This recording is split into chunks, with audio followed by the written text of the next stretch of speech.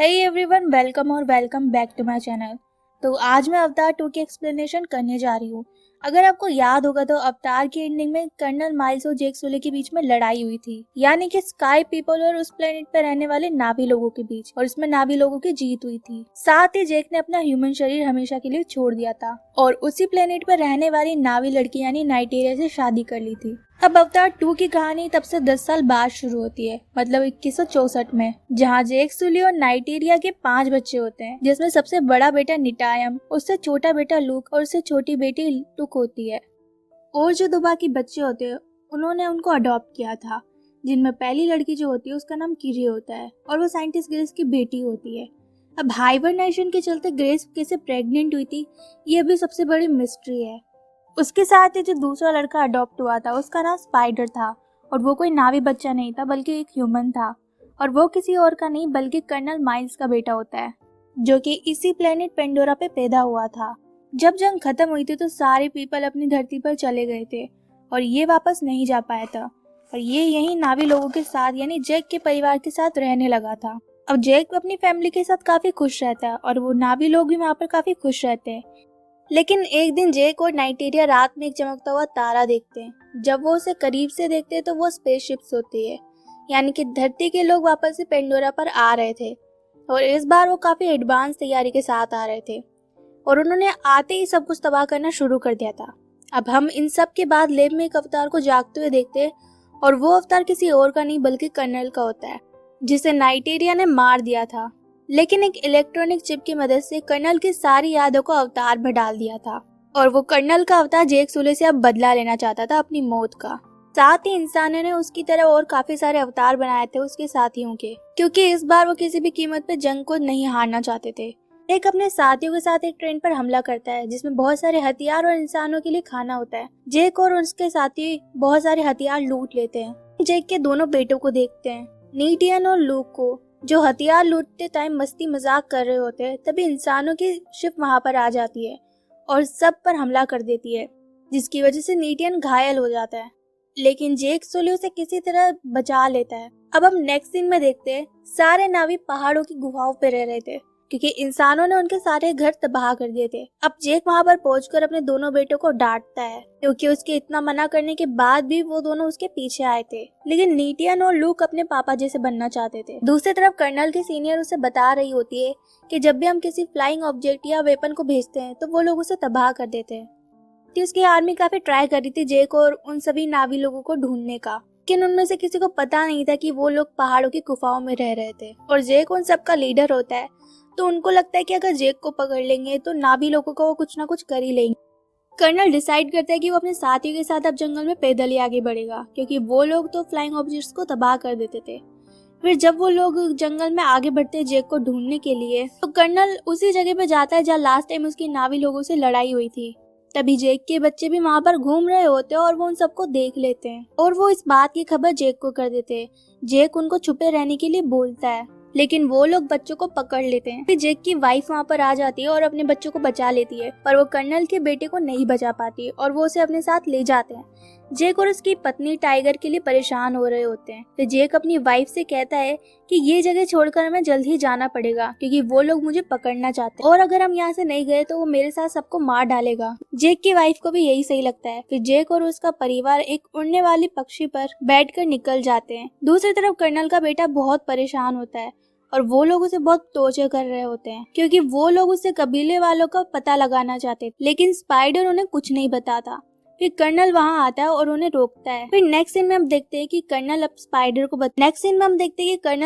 बता रहा होता है कि वो उसका पिता है, और वो उसे बताता है कि पिछली बार मेरा तुम्हारा यहाँ छोड़ के जाना सबसे बड़ी भूल थी, लेकिन अब वो ऐसा नहीं करेगा। और वो कहता है कि अब ये गलती मुझसे नहीं होगी और मैं तुम्हें छोड़कर नहीं जाऊंगा। और ये बात सुनकर तो स्पाइडर भी मान जाता है। नेक्स्ट सीन में हम देखते हैं कि जेक और उसका परिवार एक कबीले के पास आता है जो कि पानी के पास रहते हैं। वो लोग भी नावी होते हैं, लेकिन वो उनसे थोड़े अलग होते हैं क्योंकि वो लोग पानी के पास रहते थे। अभी उस कबीले का लीडर आता है और वो कहता है कि तुम यहाँ पर नहीं रह सकते हो, क्योंकि तुम्हारा रहने का तरीका और हमारा रहने का तरीका बहुत अलग है। तुम जंगलों में रहते हो और हम पानी में रहते। जेक उससे कहता है कि अभी उसे उन लोगों की जरूरत है, और वो उसे वहाँ पर थोड़े टाइम रहने के लिए बोलता है, जिस पर वहाँ का लीडर भी मान जाता है। लेकिन वहां पर रहने वाले लोग जेक की फैमिली को पसंद नहीं करते थे, क्योंकि वो लोग तो जंगल से आए थे। अगले दिन जेक की बेटी किरी को कुछ बच्चे परेशान कर रहे होते, तभी उसके दोनों भाई वहां पर आ जाते और उनमें से एक बच्चे को बहुत बुरी तरह से मारते हैं। यह देखकर जेक वहां पर आता है और वो उन दोनों लड़कों को वहां से ले आता है। जेक उनको डांटता है और कहता है कि तुम्हें उसे नहीं मारना चाहिए था, वो लीडर का बेटा है, इसलिए तुम्हें उससे जाकर माफी मांगनी होगी। वो लीडर के बेटे से माफी मांगने के लिए जाता है, जहाँ लीडर का बेटा उसे एक जगह दिखाने के लिए पानी की गहराई में लेकर जाता है। अभी वहाँ पर एक मॉन्स्टर आ जाता है और लीडर का बेटा अपने साथियों के साथ जेक के बेटे को वहीं पर छोड़कर चला जाता है। वो मॉन्स्टर जेक के बेटे पर हमला कर देता है, पर पानी में होने की वजह से जेक का बेटा कमजोर हो जाता है। तभी मॉन्स्टर जेक के बेटे को खाने ही वाला होता है, लेकिन वहाँ पर एक बड़ा मॉन्स्टर आता है और वो उस छोटे मॉन्स्टर को मार देता है। जेक के बेटे के पानी में होने की वजह से सांस रुक जाती है और वो वहीं पर बेहोश हो जाता है। जब उसे होश आता है तो वो किसी चीज पर लेटा हुआ होता है। जब उसे ध्यान से देखता है तो वो बड़ा वाला मॉन्स्टर होता है और उसी ने ही जेक के बेटे की जान बचाई होती है। जेक का बेटा उस मॉन्स्टर को ध्यान से देखता है तो उसकी नजर हथियारों पर जाती है, क्योंकि उस मॉन्स्टर के शरीर पर लगे हुए थे और वो मॉन्स्टर उन हथियारों से काफी तकलीफ में भी था। जेक का बेटा उन हथियारों को निकाल देता है और वो मॉन्स्टर उसे किनारे पर छोड़कर आ जाता है। जब लीडर को ये पता चलता है कि उसके बेटे ने जेक के बेटे को पानी की गहराई में छोड़ा था, तो वो उससे माफी मांगने के लिए कहता है और वो उसे सजा देने वाला होता है। लेकिन जेक का बेटा उसे बचाने के लिए झूठ बोल देता है कि उसने ही उसे वहां पर जाने के लिए जिद करी थी। ये सुनने के बाद लीडर के बेटे को शर्मिंदगी महसूस होती है अपने किए पर। फिर जेक का बेटा उन सब का बहुत अच्छा दोस्त बन जाता है। जेक का बेटा उन सब बच्चों को बताता है कि पानी के बड़े वाले मॉन्स्टर ने उसकी जान बचाई थी और उस पर कोई भरोसा नहीं करता, इसलिए जेक का बेटा फिर उस मॉन्स्टर के पास जाता है और वो वहाँ उसके साथ काफी एंजॉय करता है, काफी खेलता कूदता है। दूसरी तरफ कर्नल जेक को ढूंढ रहा होता है, लेकिन जेक तो अपने परिवार के साथ पहले ही निकल चुका था। कर्नल अपने बेटे स्पाइडर से नावी लोगों के बारे में काफी कुछ सीख रहा होता है और वो उड़ने वाले पक्षी पर भी अब बैठकर उड़ना सीख गया था। फिर वो अपने बेटे के साथ उसी जीव पर बैठकर एक आइलैंड पे जाता है, जहाँ पर वो कबीले वालों को बंदी बना लेता है और जेक के बारे में पूछने लगता है, लेकिन वो मना कर देते हैं कि वो ऐसे इंसान को, इस शक्ल वाले इंसान को नहीं जानते हैं। लेकिन वो पानी में रहने वाले एक जीव को मार देता है। स्पाइडर ये देखकर उन्हें मना करता है कि ये उनके बारे में कुछ नहीं जानते, तो इन्हें प्लीज छोड़ दो। और स्पाइडर को उनके लिए काफी बुरा लग रहा होता है। कर्नल उन्हें छोड़ देता है, लेकिन उनके घर और उनकी जगह को जला देता है और वो वहां से और भी कबीलों के पास जाते हैं, पूछताछ करते हैं, लेकिन उसे कुछ खास इन्फॉर्मेशन नहीं मिलती है और इसी बीच उसने काफी नावी लोगों को मार भी दिया था। फिर वो समुद्र के रास्ते जा रहे होते तो उन्हें वहां पर एक बहुत बड़ा मॉन्स्टर मिलता है, जो कि अपने बच्चे के साथ तैर रहा होता है। वो उसके ऊपर हमला करते हैं और उसे मार देते हैं और उसके अंदर जाकर उसके दिमाग के एक लिक्विड निकालते हैं। और उस लिक्विड की खासियत ऐसी होती है कि अगर कोई इंसान के अंदर वो चला जाए तो उस इंसान की उम्र बहुत धीरे धीरे बढ़ेगी और वो बहुत सालों तक जिएगा। नेक्स्ट डे जहाँ जेक और उसका परिवार रह रहा था, उस जगह पर कबीले वाले उस मरे हुए जानवर को देख लेते हैं और वो ये समझ जाते हैं कि सब जेक की वजह से हुआ है। वो कहते हैं कि तुम्हारे पीछे पीछे वो इंसान यहाँ तक भी आ गए और अब हमारे जानवर को मार रहे हैं, और अब वो डिसाइड करता है कि वो इंसानों पर हमला करेंगे। दूसरी तरफ जेक का बेटा उसी मॉन्स्टर से मिलने के लिए जाता है अपने दोस्तों के साथ, पर वो देखता है कि उस मॉन्स्टर के शरीर पर एक डिवाइस लगा हुआ है और वो उसकी वजह से हिल भी नहीं पा रहा है। वो और उसके दोस्त मिलकर उस डिवाइस को निकालने की बहुत कोशिश करते हैं, लेकिन कर्नल भी अपनी आर्मी के साथ वहाँ आ जाता है। जेक और उसकी बीवी को ये पता लग जाता है और वो भी सबके साथ वहाँ से निकलने लगते हैं। कर्नल उन बच्चों को देख लेता है, पर बच्चे जो होते हैं ना, वो मॉन्स्टर में से डिवाइस निकाल देते हैं। वो मॉन्स्टर में से भी वही लिक्विड निकालने वाले थे, इसलिए वो डिवाइस उन्होंने उसके शरीर पर लगाया था। सारे बच्चे उस मॉन्स्टर को समुद्र की गहराई में ले जाने में लगते हैं ताकि वो उसे बचा सके। कर्नल और उसकी आर्मी उन बच्चों पर हमला करती है। इसी बीच कबीले के सरदार की बेटी की जान जाने वाली होती है, लेकिन जेक का बेटा उसे बचा लेता है। कर्नल के साथ ही उन सब बच्चों को पकड़ लेते हैं और अपनी शिप पर ले जाते हैं।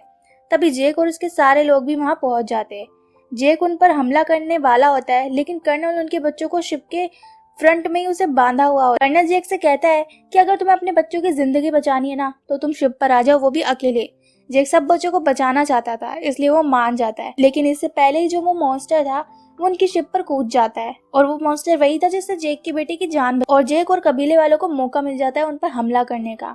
और उन सब के बीच बहुत लड़ाई होती है, जिसमें कई इंसानों और नावी लोगों की जान चली जाती है। लेकिन इस लड़ाई में जेक के बेटे की जान भी चली जाती है, जिससे जेक की पत्नी को बहुत गुस्सा आता है और वो कर्नल से अब बदला लेना चाहती थी। लेकिन अभी भी उसका एक बेटा और बेटी कर्नल के पास थे, इसलिए जेक अपने बच्चों को बचाने के लिए जाता है। यहाँ कर्नल को भी पता था कि जेक शिप पर आएगा, इसलिए उसने उसको मारने के लिए सारे इंतजाम कर रखे थे। जेक एक ब्लास्ट करता है जिसमें बहुत सारे लोगों की जान चली जाती है और फिर कर्नल के शिप पर वो जाता है। जेक की पत्नी भी शिप पर आ जाती है और वो कर्नल के काफी लोगों को मार देती है। जब कर्नल को लगता है कि वो हार रहा है तो वो जेक की बेटी पर चाकू रखकर आता है और उन सबको हथियार फेंकने को कहता है। लेकिन तभी वहाँ पर जेक की वाइफ आती है स्पाइडर को लेकर, और उसने भी उसके गले पे चाकू लगाया हुआ था। कर्नल अपने बेटे को बचाने के लिए जेक की बेटी को छोड़ देता है और फिर जेक और कर्नल के बीच में फाइट होती है, जिसमें कर्नल जो है समुद्र में गिर जाता है। लेकिन जब कर्नल डूब रहा होता है तो उसका बेटा उसे बचा लेता है और समुद्र के किनारे छोड़ आता है। कर्नल अपने बेटे को भी उसके साथ चलने के लिए कहता है, लेकिन उसका बेटा मना कर देता है क्योंकि उसने कर्नल की बेड साइड देख ली थी। लेकिन इंसानियत के नाते कर्नल के बेटे ने उसकी जान बचा ली थी और वो पानी में कूदकर जेक की फैमिली के पास चला जाता है क्योंकि वो उन्हीं के पास रहना चाहता है। जेक और उसकी फैमिली भी उसे एक्सेप्ट कर लेती है, जहाँ जेक कहता है कि बेटे के बदले बेटा, मतलब जेक के बेटे की जान चली गई थी तो जो स्पाइडर जो था अडॉप्ट किया हुआ था, और अब वो कहता है कि वो भी अब उसके लिए बेटे जैसा ही होगा। फिर जेक अपनी फैमिली के साथ उसके बेटे का फ्यूनरल करता है, जहाँ वो अपने बेटे से जुड़ी सारी यादें याद कर रहा होता है। वो जेक के बेटे को माँ ईवा को सौंप देते हैं और यही जो है मूवी खत्म हो जाती है। सो गाइस, अगर आपको एक्सप्लेनेशन अच्छी लगी तो आप वीडियो को लाइक करना और चैनल को सब्सक्राइब करना बिल्कुल मत भूलना। मैं